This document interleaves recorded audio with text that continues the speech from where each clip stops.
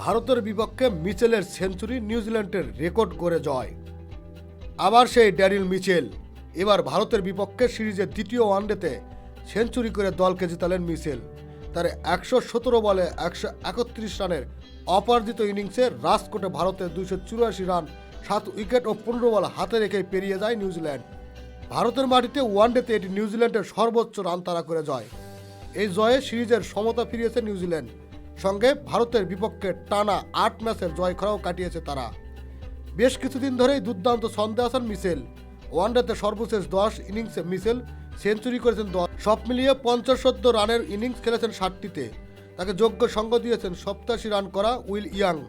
46 রানে 2 উইকেট হারানোর পর তৃতীয় উইকেট জুটিতে দুজন মিলে গড়েন 162 রানের জুটি। তাতেই মূলত কিউদের জয় নিশ্চিত হয়। মিচেলের সেঞ্চুরিতে বেঁধে গেছে লোকেশ রাহুলের 92 বলে 112 রানের ইনিংস। মিচেল ও রাহুল দুজনেই আজ ক্যারিয়ারের 8ম সেঞ্চুরি দেখা পেয়েছেন। আজ ভারতের হয়ে 50 পেয়েছেন অধিনায়ক শুভমান গিল।